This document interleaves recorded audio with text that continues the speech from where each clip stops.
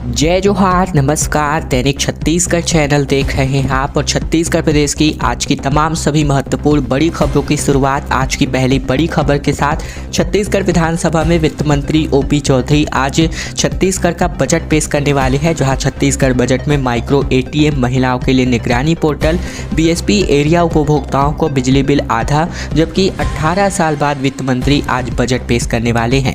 छत्तीसगढ़ की शायद सरकार आज अपना पहला बजट पेश करने जा रही है। इस बजट में माइक्रो एटीएम, रामलला तीर्थ योजना, तेंदुपत्ता श्रमिकों के लिए चरण पादुका सहित अन्य विभिन्न घोषणाएं हो सकती है जो चुनाव में वायदे के तौर पर की गई थी। इसके अलावा भिलाई स्टील प्लांट एरिया में घरेलू विद्युत ग्राहकों को भी बिजली बिल हाफ योजना का लाभ मिल सकता है। फिलहाल शायद सरकार के मंत्री बजट की तैयारियों में जुटे हुए हैं। बजट बनाने की जिम्मेदारी वित्त मंत्री ओपी चौधरी के पास है। तकरीबन 18 साल बाद वित्त मंत्री बजट पेश करेंगे। पिछली बार भूपेश सरकार ने 1,21,500 करोड़ का बजट पेश किया था।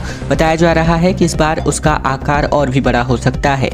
सरकार ने राम की नगरी अयोध्या जाने वाले यात्रियों को मुफ्त यात्रा कराने की घोषणा की थी। इसके लिए रामलला तीर्थ योजना, जबकि युवाओं के लिए लाइवलीहुड कॉलेज में सुविधाओं के विस्तार, पुलिस, स्वास्थ्य और खेल पर फोकस समेत महिलाओं के लिए योजनाओं के लिए निगरानी पोर्टल, साथ ही बीएसपी ग्राहकों के लिए बिजली बिल हाफ योजना, किसानों के लिए धान की अंतर की राशि का ऐलान और तमाम बातें यहाँ पर घोषणा के तौर पर आज करी जा सकती है, जो मोदी की गारंटी के लिस्ट में थी। 10 से लेकर 14 फरवरी तक कई जिलों में बारिश की संभावनाएं बनी हुई हैं। पश्चिमी विक्षोभ यहां पर अपना रौद्र रूप दिखा सकता है। चेतावनी मौसम विज्ञान विभाग ने जारी कर दी है। छत्तीसगढ़ में एक बार फिर से मौसम का मिजाज बदल गया है। बुधवार को बादल छाए रहे, वहीं उत्तर से आ रही ठंडी और शुष्क हवाओं के कारण गुरुवार को भी इसका प्रभाव देखने को मिला। दूसरी ओर एक बार फिर से प्रदेश में बारिश के आसार बन रहे हैं। मौसम विज्ञान विभाग ने 10 से लेकर 14 फरवरी तक के लिए बारिश की संभावना व्यक्त की है। इसे लेकर मौसम विज्ञान विभाग ने अलर्ट भी जारी किया है। बताया जा रहा है कि पश्चिमी विक्षोभ एक बार फिर से सक्रिय हो रहा है। प्रदेश में 2 से 3 दिन मौसम शुष्क रहने की संभावना है। अधिकतम तापमान में कोई विशेष परिवर्तन हालांकि नहीं होगा। वहीं मौसम विज्ञान विभाग के मुताबिक राजधानी रायपुर, दुर्ग, बस्तर संभाग में बारिश के आसार है और इन जिलों में हल्की से लेकर मध्यम स्तर की बारिश की संभावना बनी हुई है। फिलहाल आज और कल यानी कि 9 और 10 फरवरी को मौसम शुष्क रहने से ठंड बढ़ सकते हैं।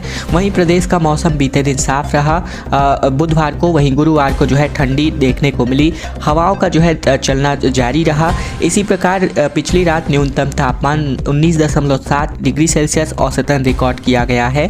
मौसम विभाग के आंकड़ों के मुताबिक इस साल सर्दियों के दिनों में तापमान में आश्चर्यजनक बढ़ोतरी ने 23 साल का रिकॉर्ड तोड़ा है।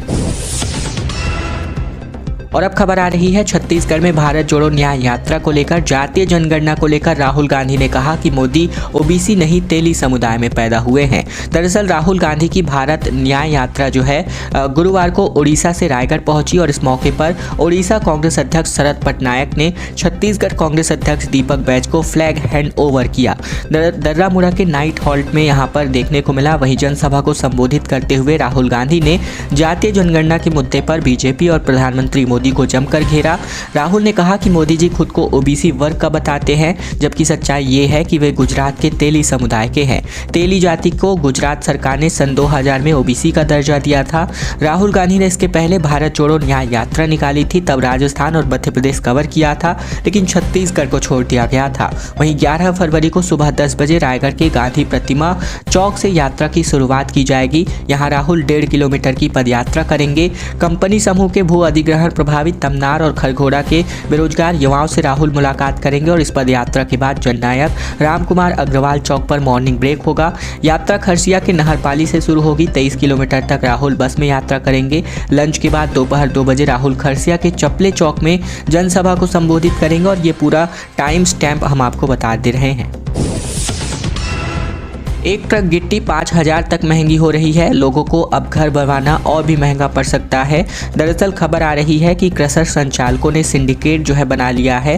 खबर आ रही है अकलतरा और आसपास के बिल्डिंग मटेरियल मार्केट से, जहां सस्ती गिट्टी की सप्लाई पूरी तरीके से रोक दी गई है। क्रशर वालों ने सिंडिकेट बना लिया है और साफ तौर पर स्पष्ट कर दिया है कि गिट्टी 26 रुपये वर्ग फीट के रेट पर ही लेनी होगी। इस कीमत पर हफ्ते भर पहले एक ट्रक 500 फीट गिट्टी तकरीबन 7,000 रुपये में बाजार में उपलब्ध बंद थी, वहीं रेट बढ़ने के बाद एक ट्रक गिट्टी की कीमत तकरीबन 13 से लेकर के 14,000 रुपए पर पहुंच गई है। कारोबारियों से जुड़े लोगों का अंदेशा है कि सिंडिकेट पर काबू अगर नहीं होता है तो गिट्टी और भी महंगी हो सकती है। वहीं तमाम सरकारी और गैर सरकारी बिल्डिंग प्रोजेक्ट्स पर इसका अच्छा खासा असर देखने को मिल सकता है।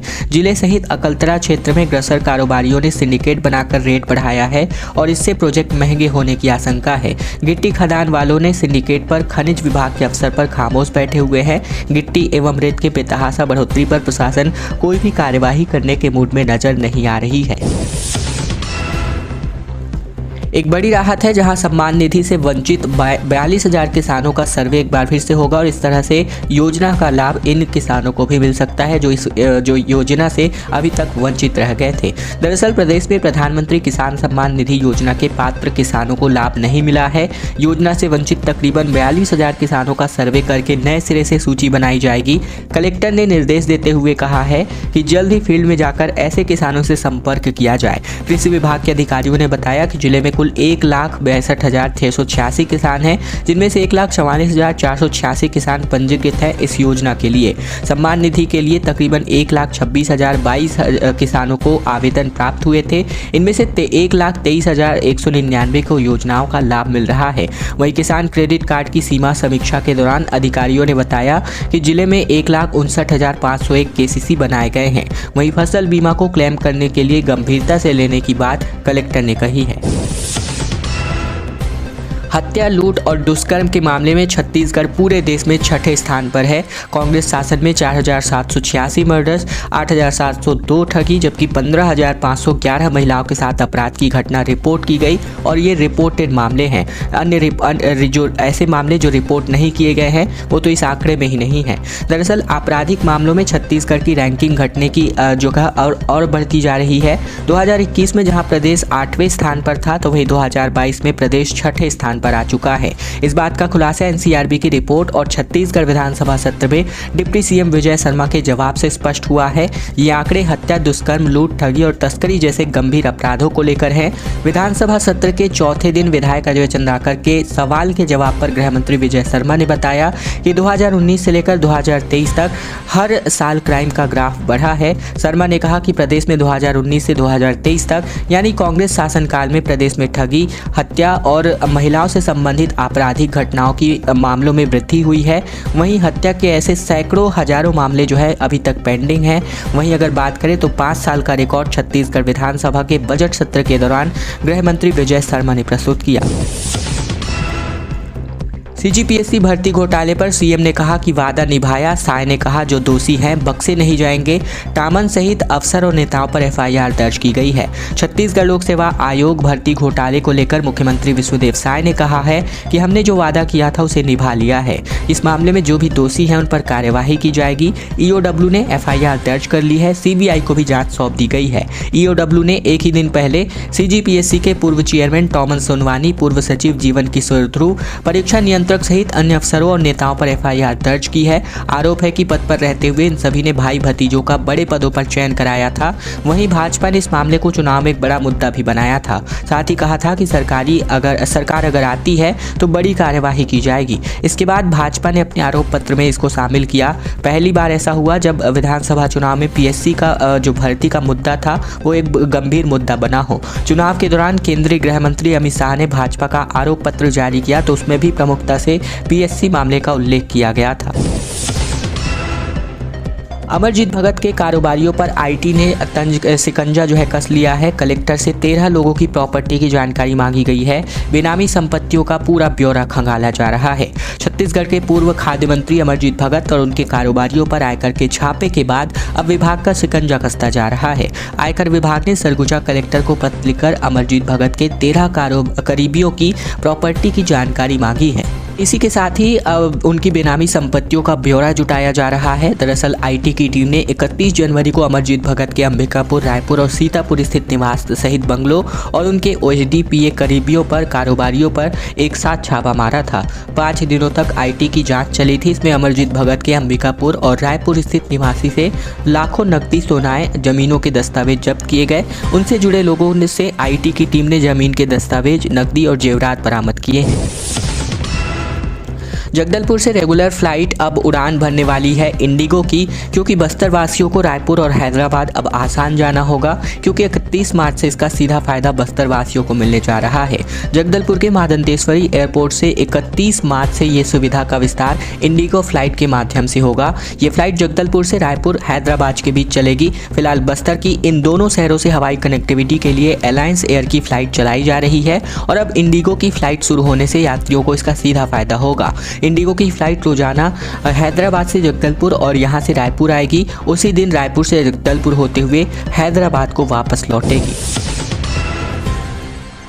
खबर रायगढ़ से, जहां रायगढ़ में तेज रफ्तार पिकअप पलटने की वजह से 17 महिलाएं घायल हो गई हैं। दशकर्म कार्यक्रम में महिलाएं जा रही थी शिरकत करने, जहां 7 के हालात गंभीर बने हुए हैं। वाहन चालक फरार हो चुका है। रायगढ़ जिले की धर्मजयगढ़ थाना अंतर्गत आने वाले ग्राम नागदरहा में गुरुवार की दोपहर तेज रफ्तार पिकअप वाहन अनियंत्रित होकर पलट गया। इस हादसे में तकरीबन 17 लोग के घायल होने की खबर है। घायलों को सिविल अस्पताल धर्मजयगढ़ में भर्ती कराया गया है। यहाँ से गंभीर रूप से घायल हुए लोगों को बेहतर इलाज के लिए रायगढ़ मेडिकल कॉलेज रेफर कर दिया गया है। छत्तीसगढ़ विधानसभा के बजट सत्र के चौथे दिन गुरुवार को महादेव सट्टा ऐप मामले पर सत्ता विपक्ष में बहस हो गई और भाजपा विधायक राजेश मूरत ने कहा कि महादेव सट्टा ऐप वालों के घर बुलडोजर से गिराए जाएं। बड़ी मछली नहीं पकड़ी गई है। इस पर गृह मंत्री विजय शर्मा ने कहा कि मगरमच्छ भी पकड़े जाएंगे। इसके साथ सदन की कार्यवाही अगले दिन तक ले स्थगित कर दी गई। मूरत के मुताबिक इस केस में संलिप्त अफसरों पर भी कोई कार्यवाही नहीं हुई है। उन्होंने गृह मंत्री विजय शर्मा से विशेष जाँच करने की घोषणा की है। वहीं इस पर मंत्री शर्मा ने कहा कि जांच ईडी कर रही है, वो खत्म हो जाए तो प्रदेश सरकार भी इसको देखेगी। इस बात को लेकर मूरत ने और साथ ही गृह मंत्री में तीखी बहस होती नजर आई। सदन में बाकी विधायकों ने भी इस पर कड़ी कार्यवाही की मांग की है। विधायक धर्मजीत सिंह ने कहा कि यह सच है कि महादेव सट्टा ऐप सरकार के संरक्षण के बगैर छत्तीसगढ़ में फल फूल नहीं सकता है। मैं तो आपसे एक ही मांग करना चाहता हूँ गृह मंत्री जी, आप स्टेट प्लेन ले लीजिए और शनिवार को और चले जाइए उत्तर प्रदेश। योगी बाबा से पूछ कर आ जाओ कि वहाँ बुलडोजर खड़ा है, जो इसमें फंसे हैं उनके अड्डे पर बुलडोजर से तो गिरवाए तो थोड़ा खौफ जरूर पैदा होगा। नया रायपुर में कलिंगा यूनिवर्सिटी के 3 छात्र जो है डूब गए। एक को बचाने के चक्कर में दूसरा और दूसरे को बचाने के चक्कर में तीसरा स्टूडेंट जो है डूब गया, जिनमें से 2 की लाश बरामद की गई है। गुरुवार को नया रायपुर के खुटेरी जलाशय में 3 कॉलेज स्टूडेंट्स जो है डूब गए। इनमें से 2 छात्रों के लाश बाहर निकल आए हैं। तीसरे छात्र को काफ़ी देर तक पता नहीं चल पाया। रात होने के बाद एसडीआरएफ की टीम ने रेस्क्यू ऑपरेशन बंद कर दिया है। सुबह से एक बार फिर तलाशी शुरू की जाएगी। बताया जा रहा है कि एक दूसरे को बचाने के चलते ये भीषण हादसा हुआ। मामला मंदिर हसौद थाना क्षेत्र का है। शुरुआती जानकारी के मुताबिक ये स्टूडेंट्स जलाशय में नहाने के लिए उतरे थे। इस दौरान एक स्टूडेंट्स गहरा पानी में चला गया, जबकि उसको बचाने के चक्कर में दूसरा स्टूडेंट चला गया और वो भी नहीं बच पाया और उसके चक्कर में एक तीसरा स्टूडेंट्स भी चला गया। इसके साथ तीनों स्टूडेंट्स को ने उसे बचाने की कोशिश की, दोनों ने, वह भी पानी में डूब गया और तीसरे स्टूडेंट का जो है अभी तक नहीं पता चल पाया है। छत्तीसगढ़ में प्रति व्यक्ति आय 1,47,000 पर जा पहुंची है। जीडीपी 6.56%, जो देश की जीडीपी से 0.76% कम है। वित्त मंत्री ने आर्थिक सर्वेक्षण बीते दिन विधानसभा में पेश किया। छत्तीसगढ़ बजट सत्र के चौथे दिन वित्त मंत्री ओपी चौधरी ने सरकार का आर्थिक सर्वेक्षण प्रस्तुत किया है। राज्य की प्रति व्यक्ति आय अब 1,47,329 रुपये पर हो गई है, वो भी सालाना, जबकि जीडीपी जो है 6.56% है, जो देश की जीडीपी से थोड़ा कम है। रिपोर्ट के मुताबिक इस वर्ष 2023-24 में स्थिर भावों पर सकल घरेलू उत्पाद बीते वर्ष 2022-23 की तुलना में 6.56% से बढ़ने का अनुमान है। वहीं पिछले साल की तुलना में कृषि को छोड़कर उद्योग और सेवा के क्षेत्र में गिरावट आई है। देश में एग्रीकल्चरल ग्रोथ रेट, प्रदेश के एग्रीकल्चरल सेक्टर की ग्रोथ रेट बढ़ी है और यहाँ कृषि का ग्रोथ रेट 3.23% है। आरडीएफ बनाने के लिए 18 स्मार्ट शहरों को 135 करोड़ रुपए मिलने वाले हैं, जहां कचरे से गैस बनाने की योजना है। देश के 36 शहरों में बिलासपुर ने दिल्ली में अपना प्रेजेंटेशन भी सौंप दिया है। कचरे से बायोगैस और आरडीएफ तैयार करने की योजना का दिल्ली में प्रेजेंटेशन देने वाला बिलासपुर छत्तीसगढ़ राज्य का एक अकेला स्मार्ट शहर है। स्मार्ट सिटी मिशन ने देश के भर से चयनित तकरीबन 18 शहरों को प्लांट मशीनरी लगाने के लिए 135 करोड़ तक का अनुदान देने का निर्णय किया है। इसके लिए स्मार्ट स्मार्ट शहरों के चयन के साथ ही स्मार्ट सिटी मिशन ने DPR तैयार कर लिया है। दिल्ली में प्रेजेंटेशन देने के लिए MD और GM टेक्नोलॉजी को आमंत्रित किया गया है। इसमें बिलासपुर स्मार्ट सिटी लिमिटेड ने दिल्ली के इंडिया हैबिटेट सेंटर में 120 करोड़ की योजना का खाका पेश किया है। छत्तीसगढ़ में बीते दिन जो है चुनाव आयोग की प्रमुख रीना बाबा साहेब कंगाले ने आंकड़े प्रस्तुत किए, जहां 1,20,000 वोटर छत्तीसगढ़ में बढ़ चुके हैं। लोकसभा चुनाव में 2 करोड़ से अधिक मतदाता यहां पर वोट डालने वाले हैं। महिलाओं की संख्या पुरुषों से कहीं अधिक है। लोकसभा चुनाव से पहले छत्तीसगढ़ की मुख्य निर्वाचन पदाधिकारी रीना बाबा साहेब कंगाले ने प्रेस कॉन्फ्रेंस करके वोटर लिस्ट की अंतिम सूची जारी कर दी है। इस बार लोकसभा चुनाव की 11 सीटों पर 2,13,13,252 मतदाता वोट करेंगे। अगर इस आंकड़ों का ब्रेकअप करें तो इसमें पता चलता है कि 1,01,80,405 पुरुष मतदाता है, जिनमें से 1,03,32,115 महिला मतदाता हैं। यानी कि महिला मतदाताओं की संख्या तकरीबन 2 लाख से अधिक है। लोकसभा चुनाव 2024 के लिए प्रदेश में कुल 24,109 मतदान केंद्र बनाए गए हैं। प्रदेश में विधानसभा चुनाव के बाद 6 जनवरी से लेकर 8 फरवरी 1 महीने तक मतदाता सूची का विशेष संक्षिप्त पुनरीक्षण कार्यक्रम चलाया गया था, जिसमें 1,20,092 वोटर्स की संख्या बढ़ी है। राहुल गांधी ने कहा कि नरेंद्र मोदी जी OBC नहीं पैदा हुए, वे गुजरात में तेली जाति में जन्मे हुए हैं। दरअसल राहुल गांधी की भारत जोड़ो न्याय यात्रा की शुरुआत जो है छत्तीसगढ़ के रायगढ़ से हो रही है। यानी रायगढ़ में छत्तीसगढ़ की यात्रा का शुरुआत रायगढ़ से किया जा रहा है, जहां राहुल गांधी ने हॉल्ट किया हुआ है। इन दिनों राहुल गांधी ने कहा कि प्रधानमंत्री की सैलरी 1,60,000 रुपये महीना है। सुबह उनको देखो तो एक सूट पहनेंगे 2-3 लाख का, फिर शाम को दूसरा सूट और शॉल पहनेंगे 4-5 लाख का। लंच में देखो तो नया सूट पहनेंगे, जूता पहनेंगे 3-4 लाख के, मतलब 7,08,000 रुपए का प्रतिदिन जो है इनका विशेष जो है इनके पहनावे में ही चला जाता है। नफरत के बाजार में मोहब्बत की दुकान जारी है, राहुल गांधी ने अपने भाषण में कहा। वहीं अडानी जी की कंपनी में भी गरीब, OBC, दलित, आदिवासी नहीं है। ये तमाम बातें भारत जोड़ो न्याय यात्रा की छत्तीसगढ़ शुरुआत के दौरान इन्होंने रैली को संबोधित करते हुए कहा।